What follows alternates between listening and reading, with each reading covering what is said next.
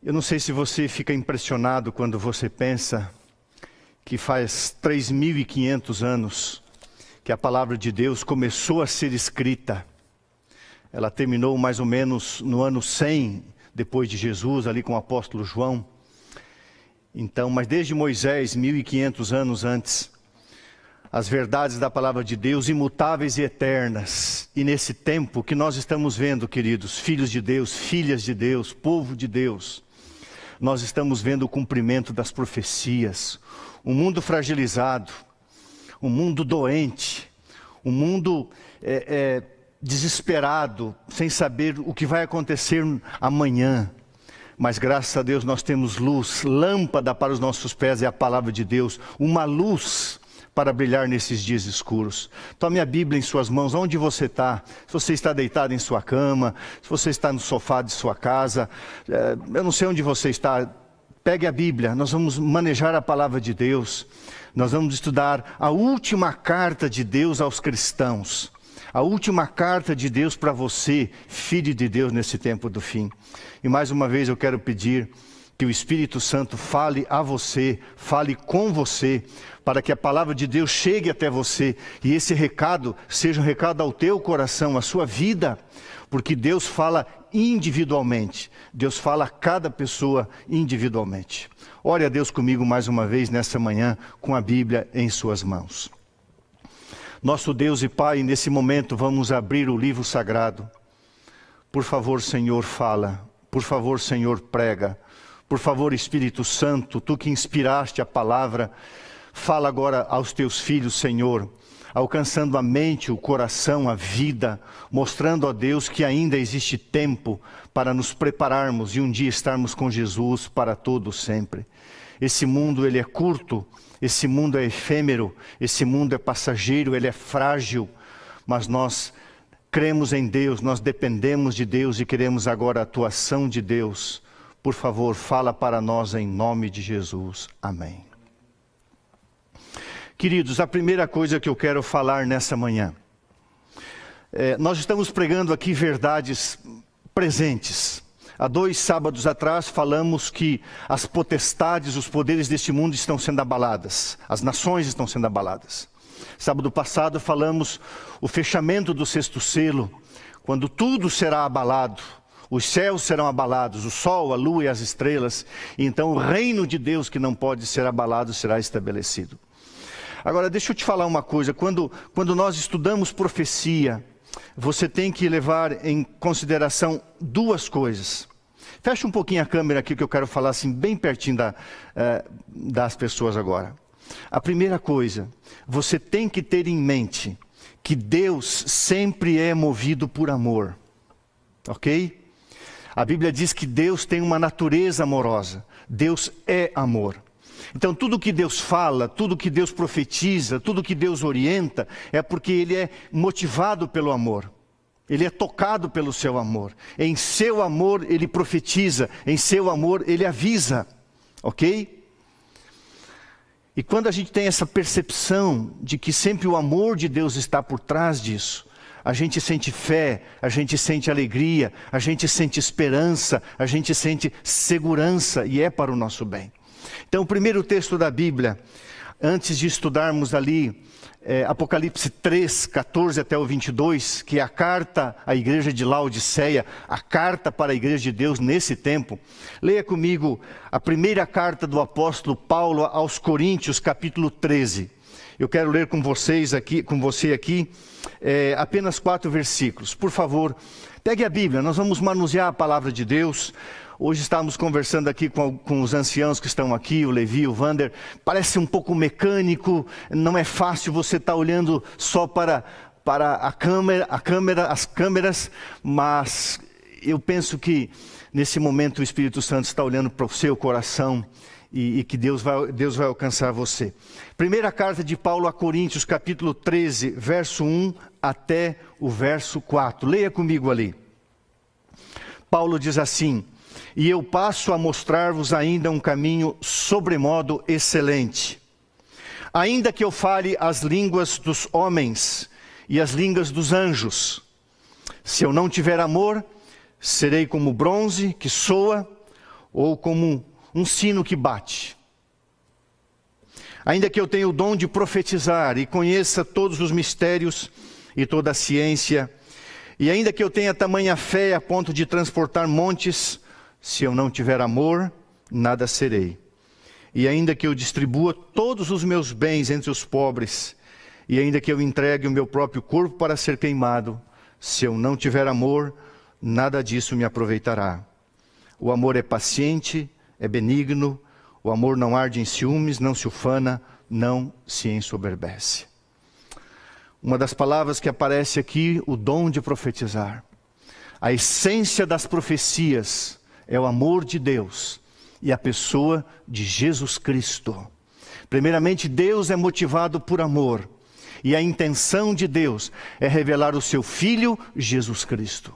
O que não são as profecias nesses dias que nós estamos vivendo, são sinais de que aquele que nos ama, aquele que nos amou, voltará para nos buscar em glória e majestade. Deus ama você, por isso Ele avisa você do que está acontecendo e do que vai acontecer. Então, querido irmão, querida irmã, querido filho, querida filha de Deus, ao estudar agora a carta à igreja de Laodiceia, a igreja do tempo do fim, para esses dias, pense nisso, é uma revelação de Jesus Cristo ao seu coração, é o amor de Deus clamando a você um lugar dentro da sua vida. Abra a Bíblia agora então em Apocalipse capítulo 3, folheie a Bíblia para lá, Apocalipse capítulo 3, verso 14 até o verso 22, vamos ler esse texto juntos aqui. Pegue a Bíblia, coloque os seus olhos na Bíblia. Apocalipse capítulo 3, verso 14. Ao anjo da igreja em Laodiceia escreve.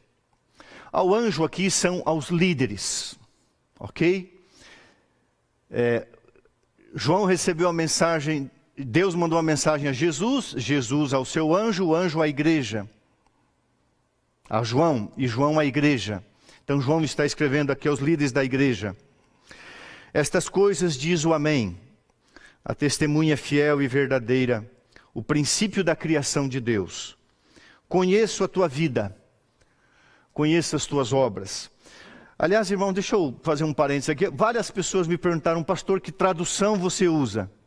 Eu uso a tradução revista e atualizada, edição, a segunda edição, ok? Não uso uma paráfrase, eu uso a edição revista e atualizada, a segunda edição do padre João Ferreira de Almeida, que é uma excelente tradução, fiel, mais fiel possível aos textos originais. Verso 15, conheça as tuas obras, que nem és frio nem quente. Quem dera fosses frio ou quente. Assim, porque és morno e nem és frio e nem quente, estou a ponto de vomitar-te da minha boca. Pois dizes, sou rico e abastado, eu não preciso de coisa alguma. E a Bíblia diz, e você não sabe que você é infeliz, miserável, pobre, cego e nu. Aconselho-te que de mim compres ouro refinado pelo fogo, para te enriqueceres, vestiduras brancas para te vestires, a fim de que não se manifeste a vergonha da tua nudez. E também compre colírio para os teus olhos, para ungir os teus olhos, para que você veja, para que você enxergue. Eu repreendo e disciplino a quem eu amo. Sê, pois, zeloso e arrepende-te. Eis que estou à porta e bato. Se alguém ouvir a minha voz e abrir a porta, entrarei em sua casa, cearei com ele e ele comigo. Ao vencedor, dar-lhe-ei sentar-se comigo no meu trono, assim como também eu venci, e me sentei com meu Pai no seu trono. Quem tem ouvidos, ouça o que o Espírito diz às igrejas. Você sabe que as 7 igrejas são 7 fases, 7 períodos do cristianismo. A igreja de Laodiceia, a palavra Laodiceia significa povo julgado, povo do julgamento, povo do juízo. Segundo as profecias da Bíblia, o juízo final de Deus aqui na terra, o juízo investigativo, começou em 1844, Quando Jesus passou do lugar santo para o lugar santíssimo, ali começou o tempo do fim, o tempo do juízo. Ali começou o período da igreja, representada aqui por esta cidade, por esta igreja que existiram no passado na Ásia Menor, a igreja de Laodiceia. Também significa um povo que foi justificado por Deus. Um povo que foi perdoado por Deus, o povo da justificação pela fé, e que pode enfrentar o julgamento com esperança, com alegria e com certeza de que o nosso advogado será o nosso juiz. Aquele que morreu por nós, conhece o nosso coração e conhece a nossa vida. Quando nós falamos de cartas, parece ser uma coisa, se não muito comum em nossos dias, né? Você que viveu aí na década de 70, na década de 80, como eu, não havia celular, não havia internet, sequer havia em alguns lugares aí no interior, pouco havia telefone fixo, o meio de comunicação eram cartas. E a Bíblia fala que Deus escreveu uma carta, e é chamada a última carta. Então, nós vamos estudar um pouquinho essa carta. E o que essa carta tem a ver com você, filho de Deus, filha de Deus. Como já falei, essa carta foi destinada à igreja de Laodiceia. O povo do julgamento, o povo justificado, o povo de Deus no tempo do fim, todos os cristãos. Sobretudo a igreja que guarda os mandamentos de Deus, os 10 mandamentos, e crê na breve volta de Jesus Cristo.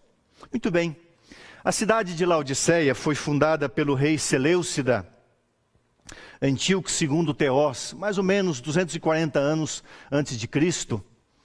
E ele tinha uma esposa chamada Laodice, e ele então funda a cidade e nomeia essa cidade em homenagem à sua esposa e coloca o nome de Laodiceia.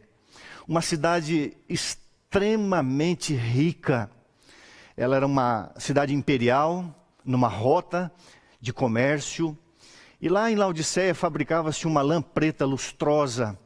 Era um centro comercial extremamente importante no Império Romano e uma cidade extremamente rica. Tinha um sistema bancário muito forte. No ano 60 depois de Cristo, a cidade de Laodiceia sofreu um terremoto. A cidade foi devastada.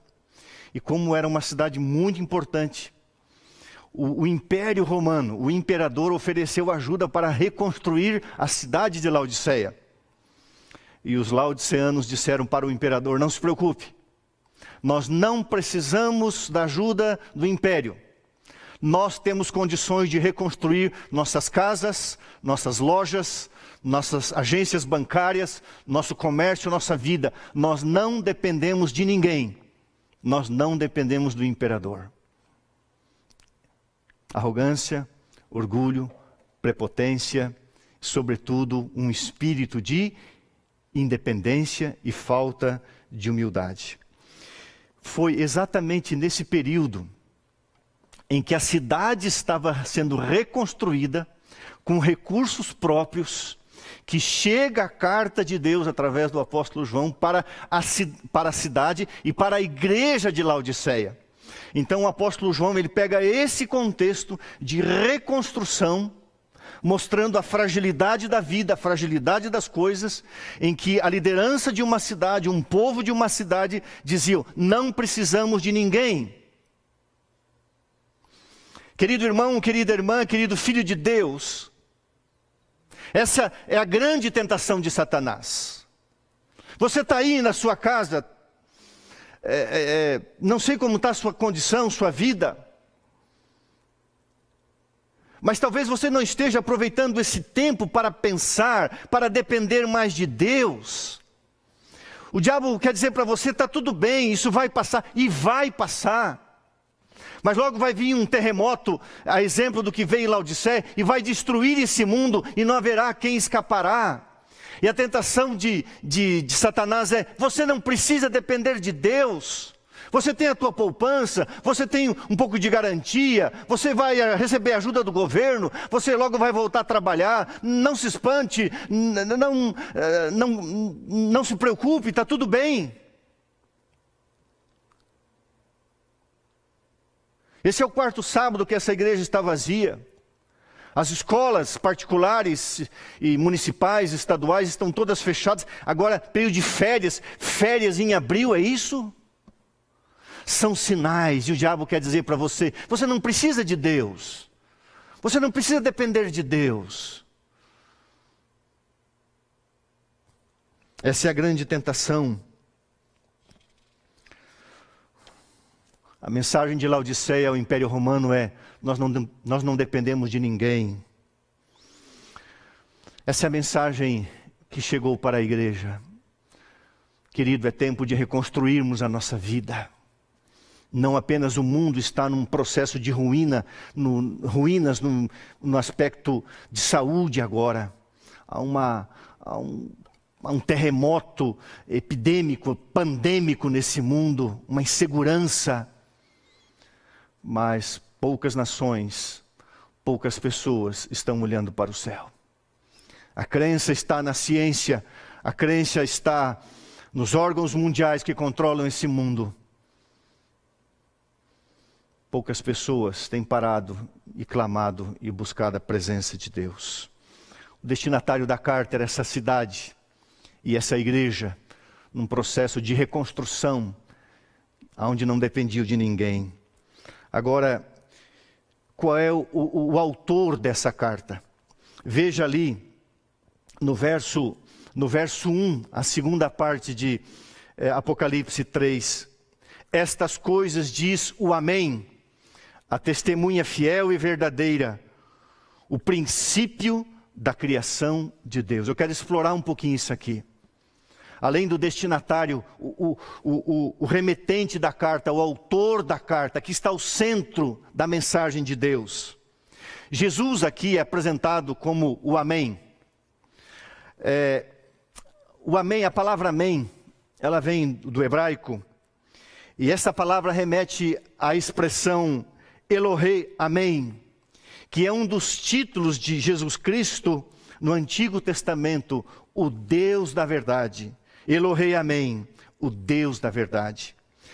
Amém é uma resposta de confirmação e ênfase ao que outra pessoa fala. Deus é a resposta, Deus é a confirmação. Sabe, Jesus ali no Evangelho, várias vezes nos Evangelhos, mas eu vou citar apenas no Evangelho de João, Jesus usa 25 vezes a expressão em verdade vos digo. A expressão em verdade é em amém vos digo.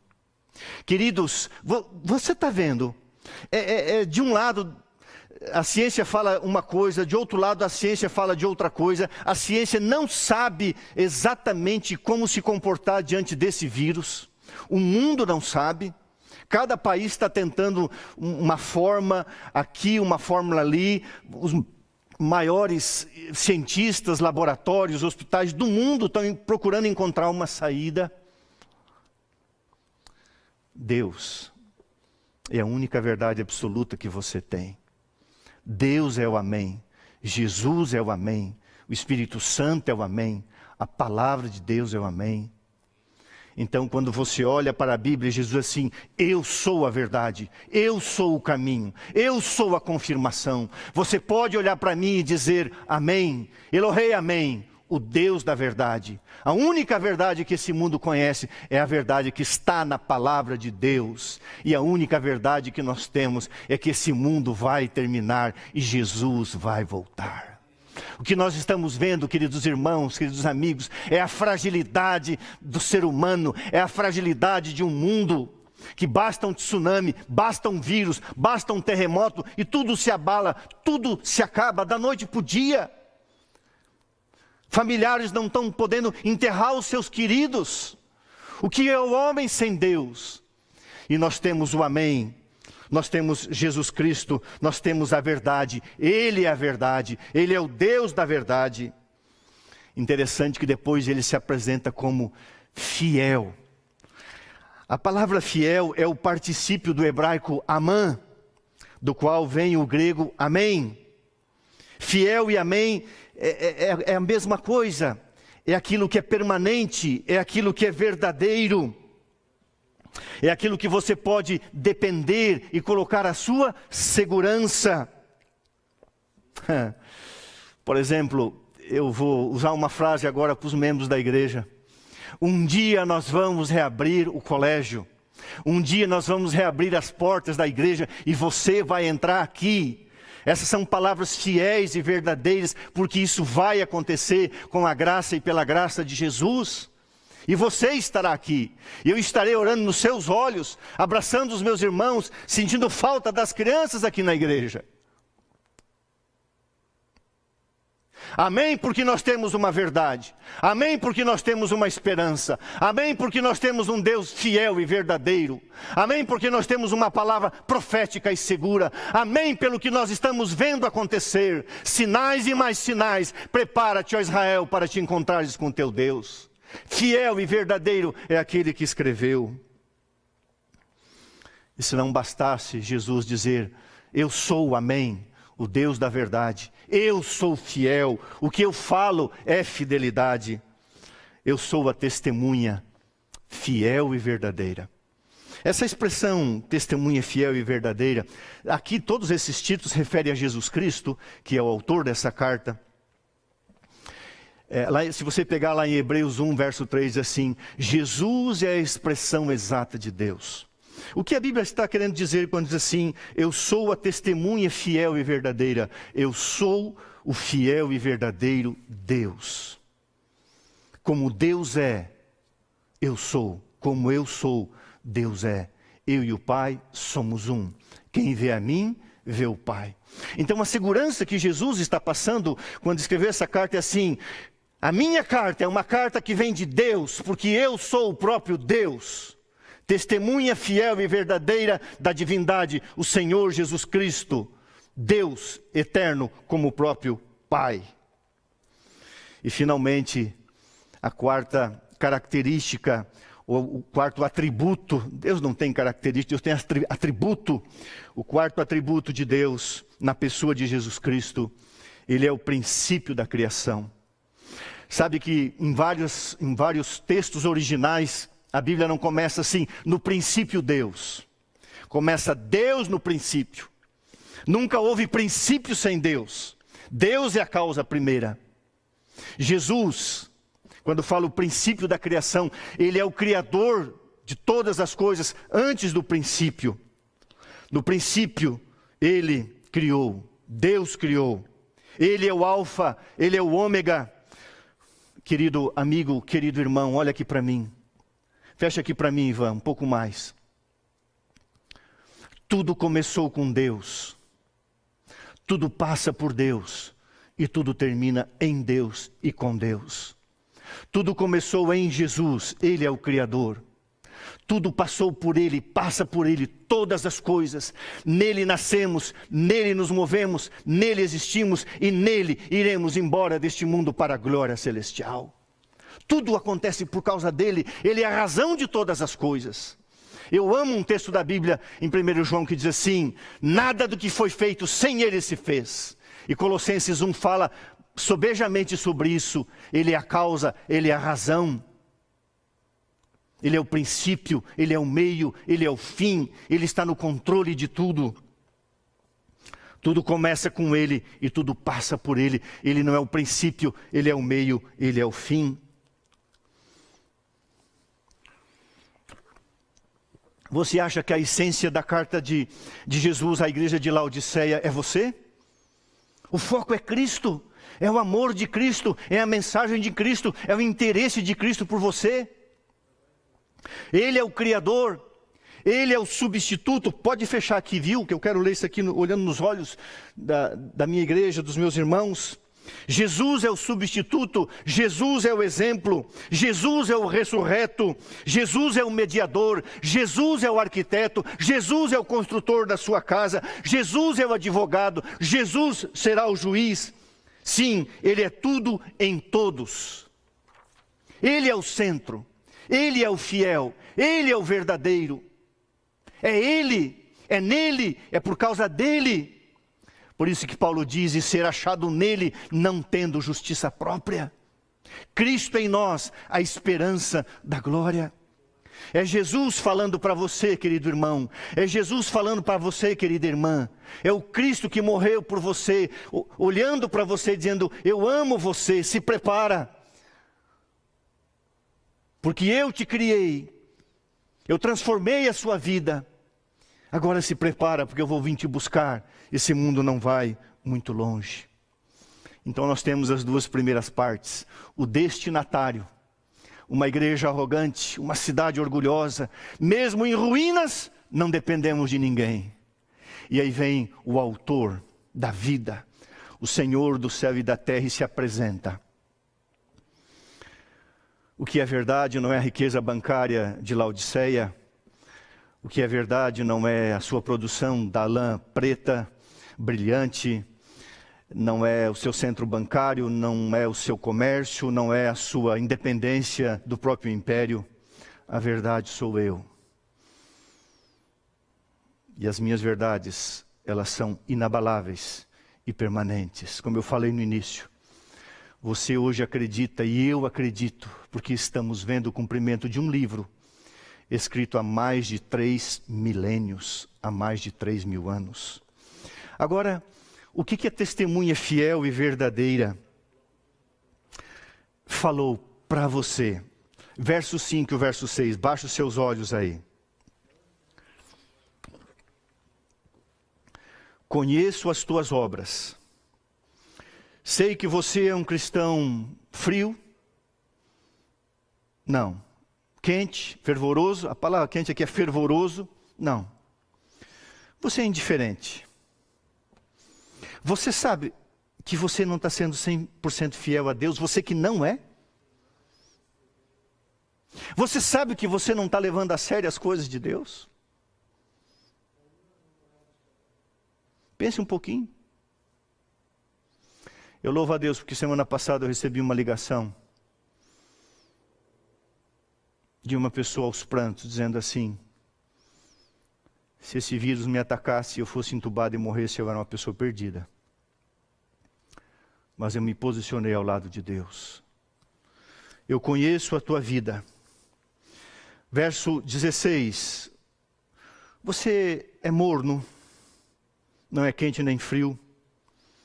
Eu estou a ponto de vomitar-te da minha boca. Uma expressão forte, né?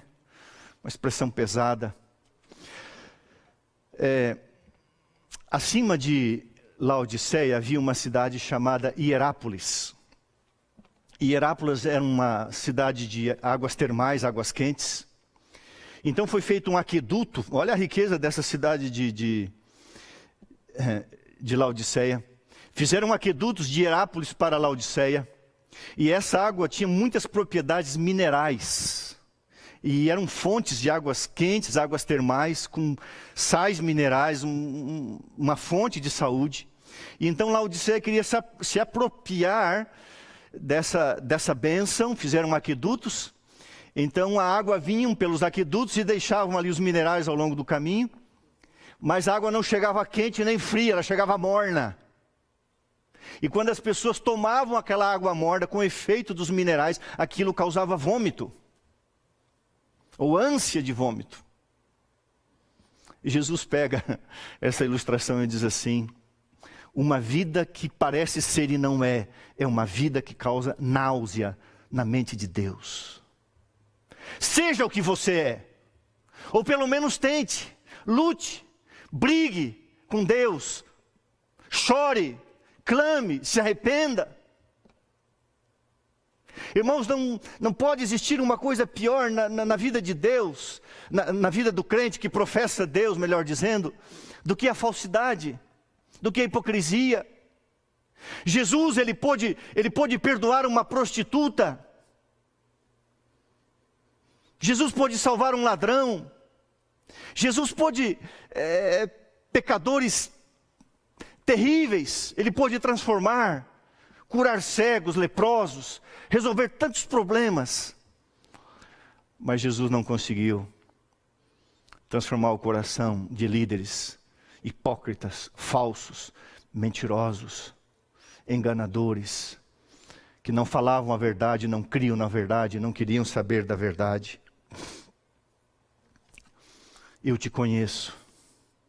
Querido, quando Jesus diz assim, eu te conheço, ele diz assim, eu amo você. Fecha um pouquinho mais aqui, Ivan, eu quero contar uma parábola para você. É uma parábola, tá? Um pai pega uma de suas filhas e sai para fazer uma caminhada, junto com a esposa. Em algum momento da caminhada, a filha joga um bem precioso que ela tinha nas mãos do pai. O pai não consegue segurar aquele bem e deixa cair. A filha não se controla e grita com ele. E machuca o seu coração, o ofende, o chama de velho, de incapaz. E o seu pai, ele reage, exige respeito. E há ali um momento tenso, e a filha pega as suas coisas e vai embora. Aquele homem com a sua esposa continua fazendo a sua caminhada. Ele está chateado, ele está triste. Mas da sua mente não sai o pensamento que ele precisa conversar com a sua filha. Porque ele conhece a sua filha. Ele ama a sua filha. E tudo que ele quer é voltar para casa. Porque a caminhada perdeu sentido. Quando ele chega em casa, a filha não está. Ele fica preocupado. Ele olha em todos os compartimentos da casa e a filha não está. De repente aquele homem entra no escritório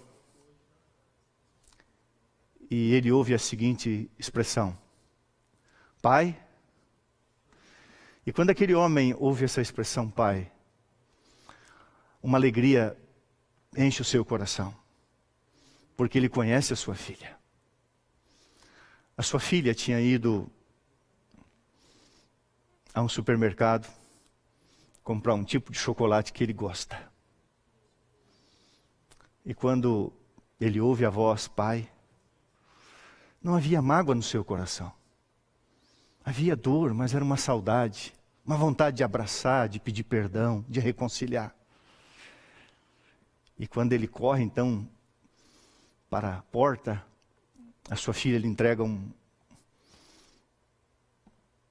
um pacote. Naquele pacote está uma espécie de chocolate que ele gosta de comer.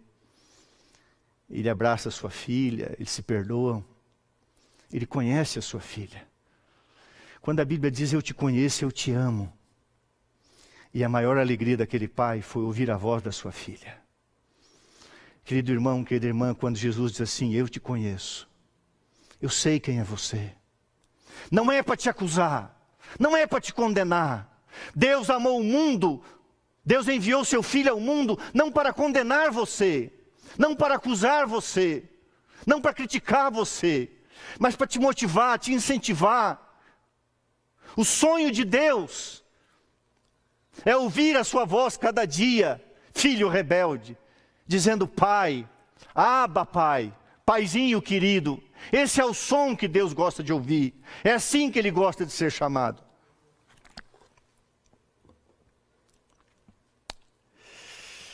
Jesus Cristo é o único que foi aquele que afirmou ser. Você não é quem você pensa que você é. Você não é quem você afirma ser. Você é aquilo que Deus diz que você é. A única vez que você acerta ao referir-se a você mesmo é quando você diz que você é um pecador. Todavia você é um pecador amado, justificado pelo sangue de Jesus, se você assim aceitar. Eu gosto dessa expressão que eu já falei algumas vezes na igreja. O que será o céu? O céu será um eterno testemunho da misericórdia e da graça de Deus. É isso? Ou você é salvo por outra coisa? É quando você reconhece que é um pecador. É quando você volta para casa, fecha bem aqui em mim. É quando você volta para casa do pai e fala, pai. Fica imaginando na parábola do filho pródigo, quando o pai vinha de longe, a primeira coisa que o filho falou, pai, pequei contra ti, pai. Que pai normal, que pai coerente, decente, sã, de mente sã, não ama quando um filho diz pai? Você é um pecador, mas você é um pecador amado. Você vive num tempo em que pode aceitar a justificação e passar pelo julgamento de Deus como alguém perdoado pelo sangue de Jesus. Quem é você? Fecha aqui, Ivan. Eu gosto da expressão de Salomão em Eclesiastes 2:25. Sem Deus, quem pode ser feliz? Esse é o grito desesperado do coração humano. E Jesus está dizendo, sem Deus você é infeliz. Sem Deus você é um miserável. Por mais que você tenha o seu avião particular, por mais que você tenha as suas terras, a sua fazenda, a sua empresa, sem Deus você é um miserável. Sem Deus você é um pobre moralmente falando, um pobre mortal, um pobre espiritual. Sem Deus você é um cego como o cego de Jericó. Sem Deus você é um nu, ou seja, você não tem nada a não ser vergonha. E sabe de uma coisa? Você só estará vestido o dia que você morrer dentro de um caixão, porque alguém vai vestir você. A gente nasce nesse mundo e é trazido. E quando a gente vai embora, a gente é levado. A gente não consegue nem vir e nem ir. Quem somos nós sem Deus? Sem Deus não somos nada, menos do que nada. Por isso que ele diz, eu sou tudo. E se você está comigo, você é a maioria. Olha a incoerência. A Tailândia é um país aí que você sabe, na Ásia, perto da China. A Tailândia tem o rei, né? A Tailândia tem mais ou menos 70 milhões de habitantes. Então lá mais de uma centena de pessoas estão com coronavírus. Mais de uma dezena de pessoas, não muitas mais de uma dezena morreram. E o rei da Tailândia, ele ficou com medo. Então ele resolveu fazer a quarentena. Sabe o que o rei da Tailândia fez? Ele tem 4 esposas. As manchetes não dizem se ele levou as esposas. Mas ele pegou 20 mulheres e alugou um luxuoso hotel nos Andes da Alemanha, nos Andes alemães. E ele foi passar a quarentena num resort lá nos Alpes alemães, nos Alpes da Alemanha. Causou uma revolta no país. Aos olhos de uma mente carnal, aos olhos de uma mente sem Jesus, um privilégio. Um grande privilégio, passar a quarentena nos Alpes, nos Andes, nos Alpes, melhor dizendo, alemães. Fechou o hotel para ele, 20 mulheres. Um homem de 67 anos, aos olhos de Deus, um miserável, orgulhoso, ambicioso, egoísta. Abandonou o seu país infectado. Abandonou aqueles que o sustentam com a luxúria. Aos olhos de Deus pode ser um privilégio. Aos olhos dos homens pode ser um privilégio. Aos olhos de Deus é um pobre, miserável, cego e nu. Falta de caráter, é isso que a humanidade tem. Uma carta para uma igreja, o autor, o Deus da verdade, aquele que te conhece, aquele que te ama. E finalizando, o que Jesus Cristo falou. Leia comigo ali o verso 18. Eu aconselho-te que de mim compres ouro refinado pelo fogo para te enriqueceres, vestiduras brancas para te vestires, a fim de que não seja manifesta a vergonha da tua nudez, e colírio para ungires os olhos, a fim de que vejas. Olha como Deus ama você. Deus diz assim, olha, você está com um problema? Você vive aí em Laodiceia, onde tem um grande centro comercial que está sendo reconstruído com recursos próprios. Você tem bastante dinheiro? Então vá ao shopping, vá às compras. Compre 3 coisas. Ouro, mas ouro refinado pelo fogo. Ok? Compre novas vestes, brancas. E também compra um colurium, uma palavra grega para colírio é colurium. Era um rolinho que tinha um pó, e as pessoas aplicavam aquele rolinho de pó nos olhos, quando tinha algum mal-estar, alguma doença. A palavra colírio veio significa um rolinho. Neste rolinho tinha um pó. Eu vou explicar mais na frente. E Jesus então diz assim, compre ouro. Mas não um ouro que Laodiceia tem. Não esse ouro que você está usando para reconstruir a sua casa. É o amor. O ouro refinado pelo fogo é a fé, melhor dizendo, a fé que atua pelo amor. É o que a palavra de Deus diz. A fé verdadeira, a fé pura, a fé que brota de um amor genuíno. E aí disse Jesus, se me amais, guardareis os meus mandamentos. Fé que não obedece a Deus não é fé, é presunção. O povo de Deus, no tempo do fim, guardaria os 10 mandamentos da lei de Deus. Fé. Aí vem a pergunta de Jesus, queridos. Jesus disse, quando vier o Filho do Homem, porventura achará fé na terra? O Wander está aqui, fez a oração, nosso ancião. Eu não pedi autorização para ele, mas eu vou falar. Se ele ficar bravo depois, eu peço perdão para ele. O Wander tem uma agência de turismo. Um dos setores que mais foi afetado com essa crise.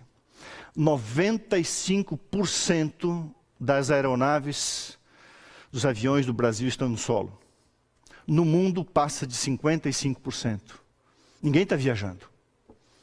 E o Wander vive disso.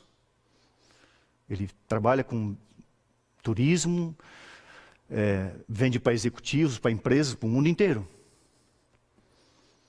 Ele teve que demitir funcionários. E eu fiquei preocupado. Eu liguei para o Wander, tenho orado por ele, pela Nani, pela empresa. E ele não está preocupado. E ele tem falado com amigos do mesmo ramo. Ele diz, a palavra, pastor, que eu mais uso é esperança. O Wander tem esperança porque ele tem fé. Isso é ouro. Sabe? De que vale o ouro? De que vale o ouro para uma pessoa que é entubada e não pode sair dali a não ser para um caixão? Se ela tiver fé em Cristo Jesus, ela dormirá para ressuscitar. É essa fé que nós precisamos, sabe? E essa fé, ela é purificada pelas aflições, pelas tribulações, pelas provações. Você sabe que a única igreja antes desse período que não sofreu perseguição foi a igreja de Laodiceia. Por isso que era uma igreja assim. As outras igrejas foram perseguidas, sofreram duras perseguições e deram prova de sua fé. Segundo Eusébio, um historiador, 40 anos depois disso aqui, a igreja de Laodiceia foi perseguida por Roma, mas antes não. Irmãos, as aflições e as lutas fortalecem a nossa fé e revelam a nossa fé. E Jesus diz assim, aproveite o tempo que você está vivendo e compre ouro. O ouro é a fé. A fé que é motivada pelo amor e produz boas obras, obediência, paciência em Deus. Você não tem justiça própria, mas você tem a fé que vem de Jesus Cristo, a fé verdadeira. Jesus disse, compro também vestiduras brancas. Isso aqui é a justiça de Cristo. Eu tenho uma apostila em casa que um dia eu quero traduzir, aliás, eu quero multiplicar e usar aqui na igreja. O autor já faleceu, é autorizado a fazer isso. O título dessa apostila é As Suas Vestes ou as Minhas. Na parábola das bodas, a pessoa tinha que entrar nas bodas com as vestes providenciadas pelo anfitrião. Você não vai entrar no céu por tua justiça própria. As vestiduras brancas é a justiça de Cristo. Por isso que o povo aqui de Laodiceia é o povo julgado, é o povo justificado também, é o povo do juízo, do tempo do fim, mas um povo que aceitou Jesus e está revestido de Cristo. É essa veste que você precisa, é esta veste que eu preciso. Eu não tenho justiça própria. Queridos, que vestes você usa? As vestes de Cristo ou as tuas vestes? O que Adão tinha para apresentar a Deus depois do pecado? Folhas de figueira. Como se Deus não enxergasse a sua nudez. Deus providenciou uma veste, não folhas de figueira, mas a pele de um animal. Por quantos anos Adão usou aquele couro, aquela pele sobre si? Ele teve que receber as vestes de Cristo, não as suas vestes. E o colírio. Havia ali próximo da cidade de Laodiceia, um templo. Eles eram, logicamente, muito pagãos também. Havia um templo dedicado ao deus da Frígia, ao deus frígio chamado Men-Karou. E ali junto desse templo foi desenvolvida uma escola de medicina. E nessa escola de medicina foi inventado então esse rolinho, que tinha um pó. E as pessoas, quando sentiam desconforto, passavam este colírio, esse colúrium nos seus olhos. Ouro refinado, fé verdadeira, fé na palavra de Deus, fé em Jesus Cristo. Vestiduras brancas, a justiça imputada, justificação, a justiça comunicada, a santificação. E o colírio é o Espírito Santo de Deus. No início desse ano, essa igreja colocou em suas mãos um livro sobre o Espírito Santo. Eu quero só ler uma citação que está no Caminho a Cristo, página 19. Quem não tem o Espírito Santo de Deus, não pode receber os dons de Deus. O dom da fé, o dom da justificação, o dom do arrependimento, o dom da salvação, vem através do Espírito Santo. Quem não tem o Espírito Santo de Deus, não pode receber os dons que vêm do próprio Deus. E de fato, diz o livro Caminho a Cristo, nem pode entendê-los. Você e eu precisamos do Espírito Santo. E o Amém, Elohei Amém, o fiel, a testemunha verdadeira, o Criador, o Alfa, o Ômega, diz assim: filho, compre fé. Fé. A fé vem pelo estudar a palavra de Deus. A fé vem aqui, o Espírito Santo vem através da palavra de Deus. Quanto do Espírito Santo eu tenho, quanto de Bíblia eu tenho na minha vida. Sem Bíblia, sem Espírito. O meio de você receber o Espírito Santo é a palavra de Deus. E as vestes, a justiça de Cristo. Agora, irmãos, o que motivou Jesus a escrever essa carta? E eu apenas quero terminar então, verso 19, até o verso 21. Leia comigo ali. Eu repreendo e disciplino a quantos amo. Essa é a essência da carta à igreja de Laodiceia. Eu amo. Eu amo. Sê, pois, zeloso e arrepende-te. Agora veja a expressão, eis que estou à porta e bato. Essa expressão aqui no tempo verbal grego, estou à porta. Presta bem atenção, fecha mais aqui, querido. Presta bem atenção, fecha no Ivan aqui. Presta bem atenção, eu estou à porta, estou. Essa expressão no tempo verbal significa o seguinte: eu plantei os meus pés na porta do seu coração. Eu me recuso a sair daí enquanto você não abrir a porta. Eu não vou arredar o meu pé. Eu vou ficar, eu vou permanecer, eu vou te perseguir, eu vou insistir. Pecador, arrependa-se, porque eu amo você. Eu ficarei à porta da sua vida, o tempo que for necessário. Enquanto a porta da graça estiver aberta, eu estarei na porta da sua vida. Você entende o amor de Deus? Por isso que o salmista diz, a bondade e a misericórdia me seguirão todos os dias da minha vida. O tempo verbal é: eu permaneço na porta da sua vida. Eu não vou desistir de você. Esse é o amor de Deus. Eis que estou à porta e bato. Jesus tem as chaves de todas as portas. Ele abre e ninguém fecha, ele fecha e ninguém abre. E quando você estuda a carta da igreja de Filadélfia, diz: uma porta aberta. Eu já falei isso aqui, mas para os que não ouviram, a porta do céu está aberta. A porta do Santíssimo está aberta. A porta do trono de Deus está aberta. As portas de Deus estão todas abertas para você. A única porta que Ele não pode abrir é a sua. Porque Ele respeita a sua escolha, respeita a sua liberdade, respeita o seu livre-arbítrio. Cabe a você dizer: entra, Jesus. Pode entrar que a casa é sua. E Ele diz assim: se eu entrar na sua casa, eu vou fazer uma festa. Isso aqui é um símbolo do Evangelho. O Evangelho é simbolizado por uma festa. E os judeus falam do reino de Deus como uma festa. Irmãos, Deus está falando de alegria, Deus está falando de esperança, Deus está falando de coisas boas. Eu quero entrar na sua vida para que a sua vida seja uma festa. Apesar dos problemas, das lutas, das dificuldades, a sua vida seja uma festa. A sua vida tem esperança e você tem a alegria da salvação. Deixa eu te falar uma coisa, você sabe por que Deus odeia o pecado? Porque Deus odeia a escravatura. Deus ama a liberdade. Quando você escolhe Satanás, quando você escolhe o pecado, você se torna um escravo. Você vive uma vida de escravatura, uma vida de aprisionamento. Deus detesta isso. O nosso Deus é um Deus de liberdade. A lei de Deus é uma lei de liberdade, uma lei que nos liberta do pecado. A lei não nos salva, mas a lei diz que sem Jesus eu sou um pecador perdido, mas com Jesus eu sou um pecador salvo. Escolher pecar é escolher se auto-escravizar. É ser um escravo, e Deus detesta a escravidão. Deus é o Deus da liberdade. Deus é o Deus da alegria, o Deus da festa, é da vida abundante. É isso que eu quero dar para você. Então, quando Jesus está na porta do seu coração, batendo, insistindo, o Espírito Santo falando: estude a lição, pecador, estude a lição, miserável, ore, seu nu. É porque Ele ama você.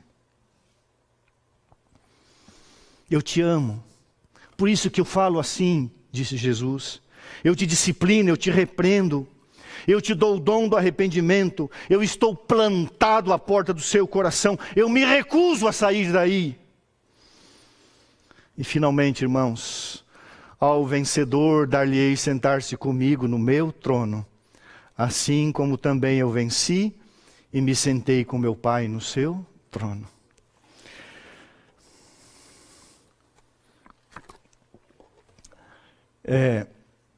Uma vez,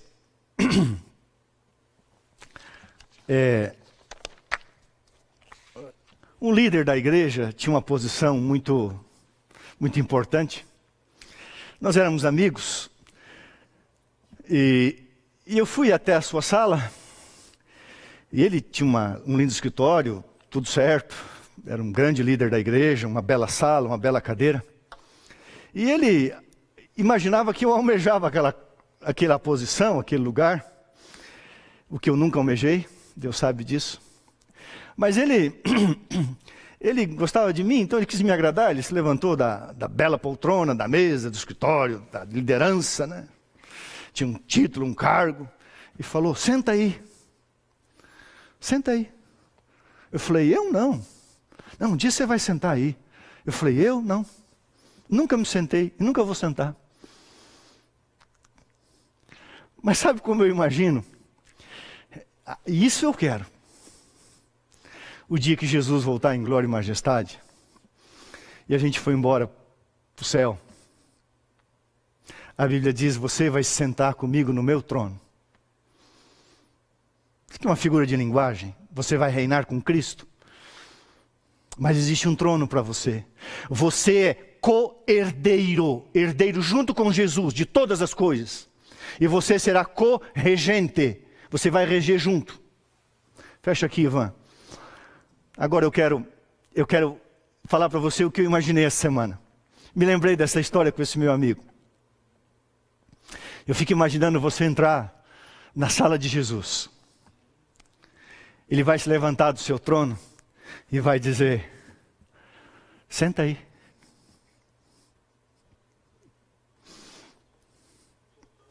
Senta aí. Senta aí, meu filho. Você venceu o mundo, a carne, o pecado. Senta aí. Eu vou dizer: eu quero sentar. Não para tomar o seu lugar. Mas a Bíblia diz: ao vencedor sentar-se-á comigo no meu trono. Deus só não divide a sua glória, mas Deus dividirá o seu reino e o seu trono. Você é um co-herdeiro e você será um co-regente, porque você é um filho do Rei dos Reis. Você é um príncipe de Jesus Cristo. É uma carta de alguém que te ama, de alguém que quer ver filhos vencedores. Eu quero que você vença como eu venci. Eu quero levar você para conhecer o meu trono. E eu vou dizer para você: senta aí. E você vai sentar. Eu quero que onde eu estou, disse Jesus, você esteja. Eu quero que a vida que eu tenho no céu, você tenha. Eu quero que a alegria que eu tenho no céu, um dia você tenha. A companhia dos anjos que eu tenho, um dia você tenha. A vida eterna que hoje eu tenho, você tenha. Jesus está dizendo para você, filho de Deus, cristão no tempo do fim: o que eu tenho, eu quero que seja seu para sempre e eternamente. Porque o que você tem aqui embaixo eu chamo de pouco, de nada. Não se apegue a isso. Isso vai passar, isso vai acabar. Inclusive a própria vida que tem a ver com o pecado. Por isso que lá em São Mateus Jesus disse: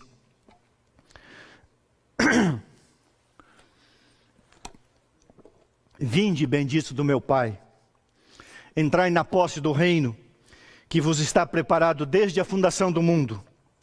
Servo bom e fiel, filho bom e fiel, pela graça de Cristo. Sobre o pouco, esse mundinho, foste fiel. Sobre o tudo, sobre o muito te colocarei. Entra na minha alegria.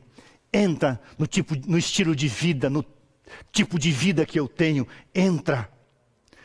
Irmãos queridos, Jesus está dizendo: eu abri uma porta para você entrar aqui. Eu abri uma porta para você ter a vida que eu tenho. Eu abri uma porta pelo meu sangue para que você viva onde eu vivo. E se prepare. Haverá uma guerra universal neste mundo, chamado Armagedon. Sermão que eu vou pregar sábado que vem. E você tem que ter fé para passar pela batalha do Armagedon. Você tem que ter a justiça de Cristo. E você tem que ter o batismo do Espírito Santo hoje. E sobretudo na chuva serôdia. Sábado que vem o tema é o Armagedon, Apocalipse 16. Eu abri uma porta para você entrar aqui aonde eu estou. E eu vou buscar você. Mas Jesus faz uma pergunta. Antes de eu voltar, antes de eu vir buscar você, eu posso entrar no seu coração? Eu posso entrar na sua vida? Eu posso viver com você aí no mundo? Até que você venha viver comigo aqui no céu? Essa é a carta de Jesus em Apocalipse 3. Parece ser dura, mas a essência da carta é o amor de Deus.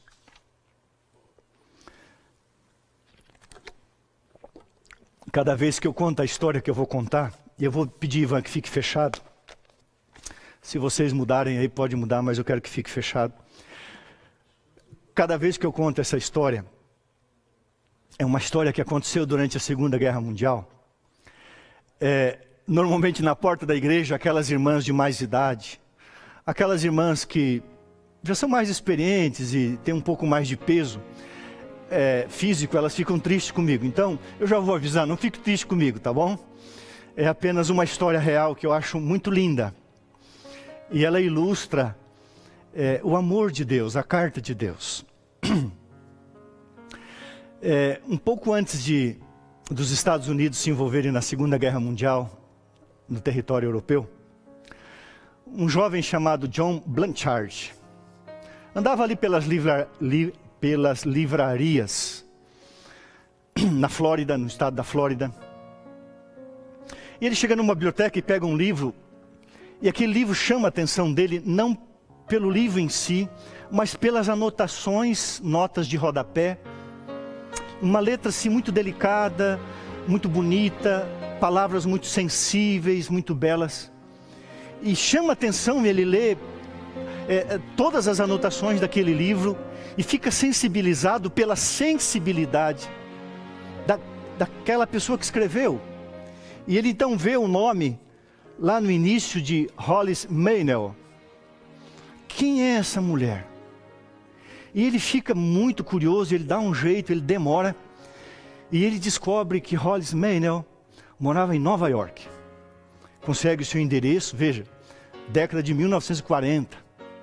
E ele escreve uma carta para ela, dizendo, olha, achei você tão sensível, me tocou tanto as anotações do livro que você doou aí para uma biblioteca e veio parar aqui no sul dos Estados Unidos, aqui na Flórida.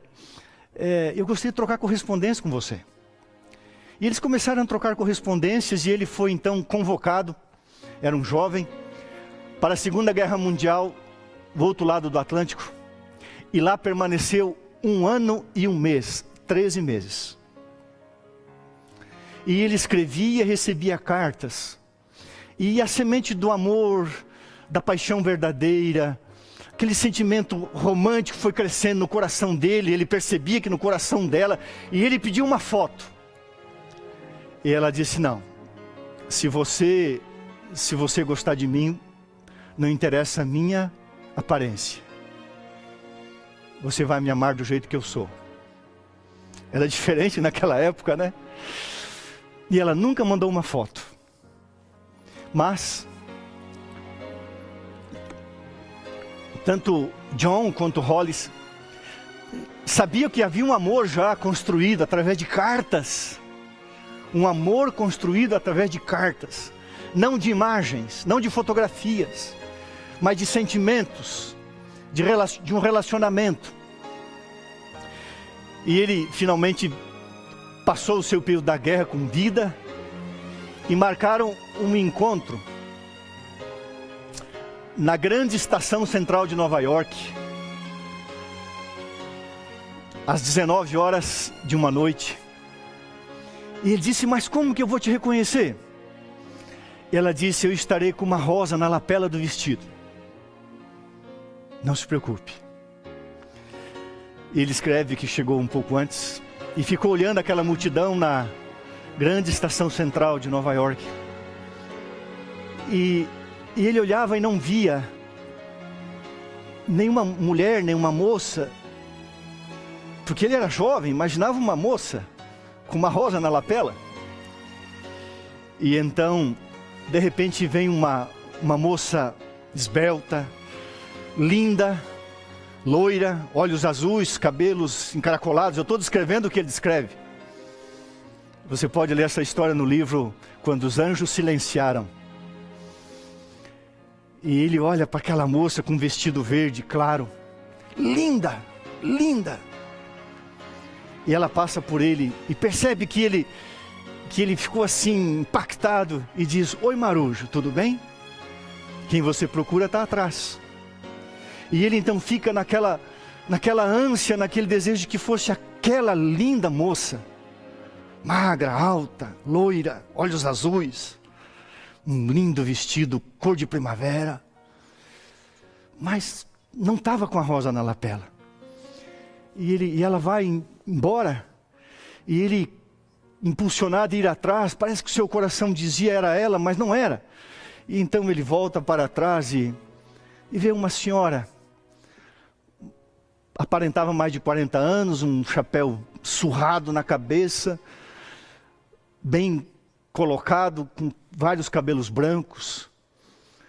E ela era de uma estatura baixa, um corpinho roliço. Não era aquilo que ele imaginava. E ele olha para aquela mulher e vê a meiguice, a ternura.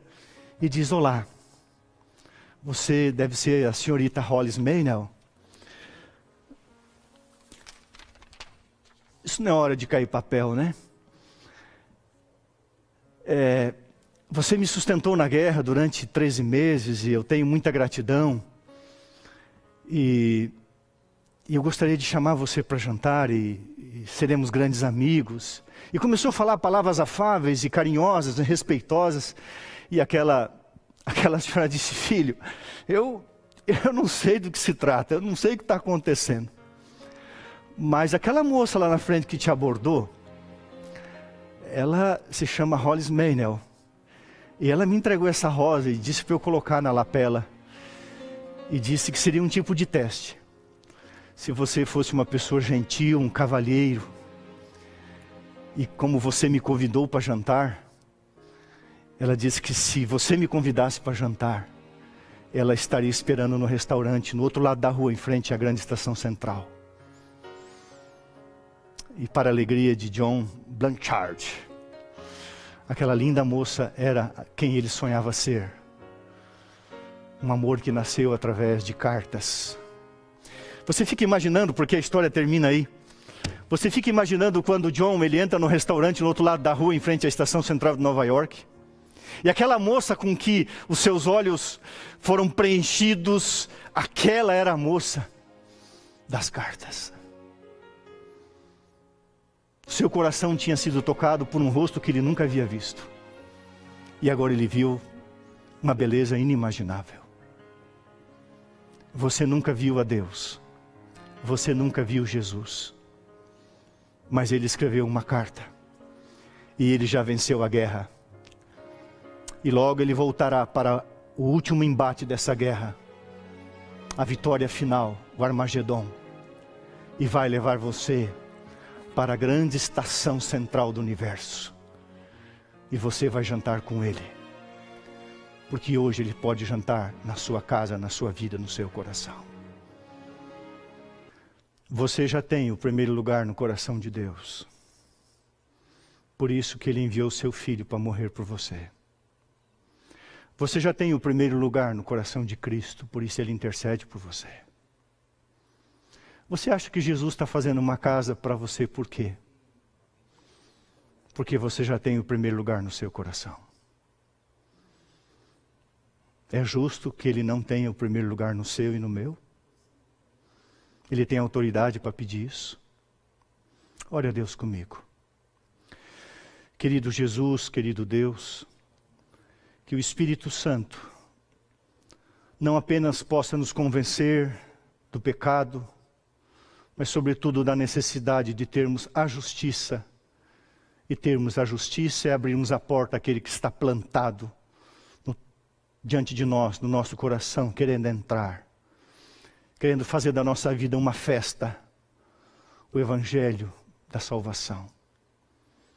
Pai, o pior pecado é o pecado do orgulho, da autossuficiência. É dizer que eu posso tocar a minha vida sozinho, eu posso reconstruir a minha vida depois dessa pandemia sozinho, eu posso resolver meus problemas sozinhos, eu não preciso de Deus.